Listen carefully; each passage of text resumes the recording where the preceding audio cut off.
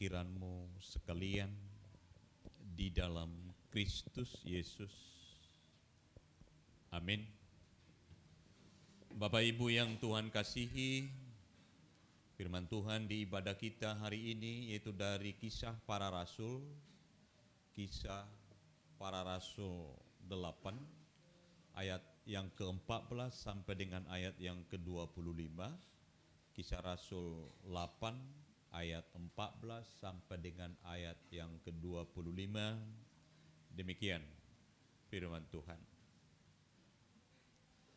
Ketika rasul-rasul di Yerusalem mendengar bahwa tanah Samaria telah menerima firman Allah, mereka mengutus Petrus dan Yohanes ke situ. Setibanya di situ, kedua rasul itu berdoa supaya orang-orang Samaria itu beroleh Roh Kudus. Sebab Roh Kudus belum turun di atas seorang pun di antara mereka, karena mereka hanya dibaptis dalam nama Tuhan Yesus. Kemudian keduanya menumpangkan tangan di atas mereka. Lalu mereka menerima Roh Kudus. Ketika Simon melihat bahwa pemberian Roh Kudus terjadi oleh karena rasul-rasul itu menumpangkan tangannya, ia menawarkan uang kepada mereka serta berkata, "Berikanlah juga kepadaku kuasa itu, supaya jika aku menumpangkan tanganku di atas seseorang, ia boleh menerima Roh Kudus." Tetapi Petrus berkata kepadanya, "Binasalah kiranya uangmu itu bersama dengan engkau, karena engkau menyangka bahwa engkau dapat membeli karunia Allah dengan uang. Tidak ada bagian atau hakmu dalam perkara ini, sebab hatimu tidak lurus di hadapan Allah. Jadi bertobatlah dari kejahatanmu ini dan berdoalah kepada Tuhan, supaya Ia mengampuni niat hatimu ini. Sebab kulihat bahwa hatimu telah seperti empedu yang pahit dan terjerat dalam kejahatan." Jawab Simon, "Hendaklah kamu berdoa untuk aku kepada Tuhan, supaya kepadaku jangan kiranya terjadi segala apa yang telah kau katakan itu." Setelah keduanya bersaksi dan memberitakan firman Tuhan, kembalilah mereka ke Yerusalem, dan dalam perjalanannya itu mereka memberitakan Injil dalam banyak kampung di Samaria. Demikian firman Tuhan. Bapak Ibu yang telah ditebus dan diutus, dan juga yang telah disuruh menjadi bahagian dari pekerjaan di dalam Tuhan. Pemberitaan Injil adalah tugas dari setiap orang. Pemberitaan Injil adalah bahagian dari janji itu sendiri di tengah berkehidupan yang percaya akan penerimaan keselamatan dari Kristus itu sendiri.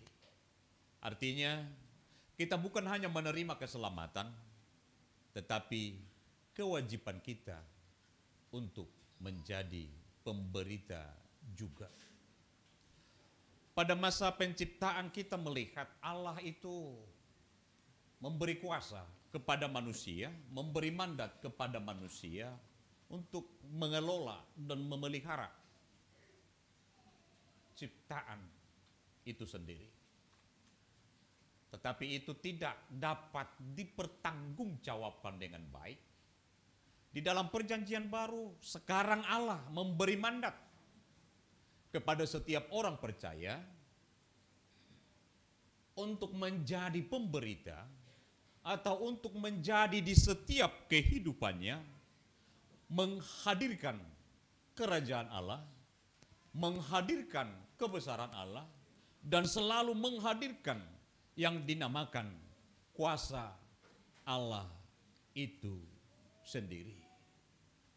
Dan itu menjadi bahagian dari apa makna dari setiap orang menerima keselamatan, menerima penebusan, dan menerima janji itu sendiri di hadapan Kristus Yesus. Dan itulah yang dilakukan oleh para murid. Setelah mereka menerima Roh Kudus, di mana Yesus sebelum dia naik ke surga memerintahkan, kamu tunggu di sini, jangan pergi kemana-mana sampai Roh Kudus datang, sampai Roh Kudus memenuhi kamu. Dan setelah itu mereka terima tugas pemberitaan itu dilakukan oleh para murid Tuhan Yesus. Mereka bekerja, mereka memberitakan, mereka sungguh-sungguh menjadi betul-betul mulut dari Tuhan itu sendiri. Kita lihat Petrus, kita lihat Yohanes, kita lihat bagaimana juga yang lainnya memberitakan Injil. Dan sekarang di tengah-tengah kitab para rasul, ada banyak para ahli menyatakan kitab para rasul ini sebenarnya ada yang menyebutnya kitab pekerjaan Roh Kudus. Karena semuanya di dalam kitab kisah para rasul adalah pemberitaan Injil yang betul-betul digerakkan, yang betul-betul diarahkan, yang betul-betul membawa para murid, membawa para rasul, memberitakan Injil itu ke semua tempat. Terkhusus Paulus yang dari Asia sampai ke Eropa. Di dalam pemahaman seperti itu, Filipus pergi ke Samaria. Kita tahu Samaria, bagaimana itu konfliknya dengan orang Yahudi. Mereka tidak akan pernah menerima orang-orang Yahudi datang ke daerahnya. Demikian juga sebaliknya, orang-orang Yahudi nggak pernah akan menerima orang-orang Samaria menjadi bahagian dari persekutuannya, menjadi bahagian dari kebersamaan mereka. Tetapi dengan Injil itu sendiri, hal-hal seperti itu tidak boleh lagi dipelihara. Tidak boleh lagi ada di dalamnya. Karena yang akan dibawakan adalah Injil keselamatan dari Tuhan itu sendiri. Kesanalah Filipus memberitakan Injil. Sementara di Samaria sudah ada orang yang namanya Simon, yang betul-betul memahami sihir, yang betul-betul bekerja dan mencari kehidupannya dari ilmu-ilmu sihirnya. Sehingga orang banyak mengikut dia dan menyatakan dia sebagai orang hebat, orang yang luar biasa, orang yang betul-betul sangat luar biasa. Orang mengikutinya. Tetapi di saat Filipus datang membaptis banyak orang dan melakukan banyak mujizat, penyembuhan orang sakit, mengusir roh jahat, dan juga hal-hal lainnya, setelah yang lumpuh, yang buta, semua bisa disembuhkan. Simon takjub. Dia juga dibaptis. Dan kemana Filipus pergi, dia ikut. Atas dasar apa? Atas dasar takjub saja. Sangat luar biasa ini orang. Hanya menumpahkan tangan. Bisa menyembuhkan banyak hal. Bisa memberi semangat kepada orang-orang di tengah kehidupannya. Dia ikut. Tapi motivasinya ternyata lain. Apalagi setelah Petrus dan Yohanes datang menopang kegiatan yang dilakukan Filipus. Setelah mereka mendengar Filipus luar biasa bekerja di Samaria, Petrus dan Yohanes diutus ke sana untuk menopang pekerjaan dari Filipus. Dan ternyata itu adalah bahagian dari setiap kegiatan pemberitaan Injil. Setiap kegiatan orang-orang percaya harus saling menopang. Itu harus saling betul-betul menopang. Tidak bisa saling menjatuhkan. Ini dapat kita rasakan. Bagaimana ya antar denominasi gereja aja kita saling menjelek-jelekan. Bukannya saling menyokong. Kita lihat HKBP sama karismatik. Roh HKBP. Roh kasih sialang kota harus di. Nah sosial langgota on. Orang itu juga menyebut dong Roh Kudus di sini. Sehingga apa? Pekerjaan tidak akan pernah sampai kepada sasarannya. Orang-orang akan selalu terikat di dalam hal-hal demikian. Sehingga tidak mampu untuk saling bersama berjalan, tidak mampu untuk bersama untuk berbuat yang Tuhan perintahkan. Apa itu? Sebelumnya kepada setiap orang percaya, beritakan Injil sampai ke ujung bumi. Sehingga terfokus di tempat, berlari di tempat, dan kadang juga gereja menjadi lebih terfokus kepada organisasinya saja.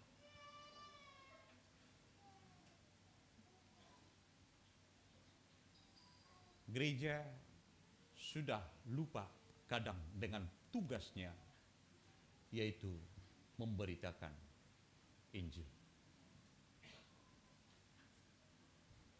Bila kita lihat sejarah gereja kita juga, gereja-gereja lain juga, bagaimana sibuknya untuk memperbaiki diri hanya di dalam struktur, organisasi, dan itu lagi menjadi persoalan. Sehingga lupa bahwa mereka ada di sini adalah untuk memberitakan Injil itu sendiri. Diutus untuk memberitakan. Sama seperti Simon, orang banyak hanya takjub kepada hal-hal yang luar biasa. Orang hanya takjub kepada hal-hal yang ya sepertinya itu. Ini tidak pernah terjadi. Ini luar biasa. Ini yang betul. Ketakjuban yang demikian tidak mengikat hati kepada apa yang menjadi perintah atau menjadi dasar utama tugas dari setiap orang yang telah menerima baptisan itu sendiri. Percaya. Padahal percaya itu adalah janji. Percaya itu adalah untuk menuruti perintah dari Tuhan itu. Sehingga itu dasarnya Petrus menyatakan, enyahlah kau dengan uangmu, dengan niatmu, karena kau meminta yang bukan urusanmu, yang bukan hakmu. Karena itu tidak dapat dibeli dengan uang. Bapak Ibu yang Tuhan kasihi, sehebat apapun ternyata kita untuk memberitakan Injil, tanpa kuasa Roh Kudus tidak akan bermakna apa-apa. Karena apa? Karena hanya dalam Roh Kudus orang dapat dirubah. Itu Simon sudah menerima baptisan, tetapi tidak dalam pertobatan. Dia hanya menerima baptisan tanpa digerakkan oleh Roh Kudus itu juga untuk merubah pikiran, niat, dan dirinya sendiri. Dia masih fokus kepada kehidupan lamanya yang hanya mencari keuntungan dari setiap pekerjaan yang dia lakukan. Pemberitaan Injil itu harus terus-menerus dilakukan. Tidak ada istilah telah cukup, karena ini Karena itu, atas dasar itu Tuhan kiranya memakai setiap orang percaya di tengah-tengah kehidupan kita saat ini, menjauhkan pikiran seperti Simon yang melihat keajaiban, perbuatan Tuhan, mujizat yang Tuhan lakukan, itu dapat dibeli untuk dia pamerkan kepada banyak orang. Itu jelas diungkapkannya. Ketika Simon melihat bahwa pemberian Roh Kudus terjadi oleh karena rasul-rasul itu menumpangkan tangannya, ia menawarkan uang kepada mereka. Berikanlah juga kepadaku kuasa itu, supaya jika aku menumpangkan tangan di atas seseorang, ia boleh menerima Roh Kudus. Dia mau seperti mau mentransfer Roh Kudus itu. Dan itu dasarnya Petrus sangat marah. Enyalah kau. Karena itu di dalam kuasa itu sendiri, pemberitaan Injil itu harus tetap fokus pada kehendak Tuhan. Pada kehendak Allah itu sendiri. Yaitu untuk membawa keselamatan kepada dunia dan membawa keselamatan itu kepada setiap orang. Dan harus menjangkau segala tempat, bukan hanya di satu titik saja. Dengan perbuatan Petrus, dengan kegiatan Filipus, dan juga kebersamaan mereka dengan Yohanes, itu mengingatkan gereja juga pada masa-masa saat ini, bahwa gereja yang benar, jika pekabaran Injilnya masih berjalan, dan gereja yang masih hidup bila terus-menerus memberitakan Injil dan kebenaran dari firman Tuhan itu. Karena itu Bapak Ibu yang Tuhan kasihi, tentu kita semua ada pemahaman atau lema ulau ne padita doi, ulau ne situa doi, ulau ne dewan marturia doi. Nasida madisi. Ternyata dengan firman Tuhan hari ini, kita menerima keselamatan itu adalah utusan. Kita menerima baptisan itu adalah utusan juga. Diutus untuk memberitakan firman Tuhan. Pekerjaan kita, kehidupan kita, kebersamaan kita, itu adalah yang harus kita lakukan. Itulah yang menjadi panggilan dari setiap orang percaya. Dimanapun kamu, siapapun kamu, tetap hidupmu adalah Injil itu sendiri. Orang akan melihat itu. Hidupmu adalah Injil itu sendiri. Pemberitaanmu adalah praktek hidupmu sendiri. Izinkan panggil Roh Tuhan untuk selalu menyertai kehidupan kita, supaya kita tidak dikalahkan oleh keinginan dari diri kita sendiri. Amin. Kita berdoa.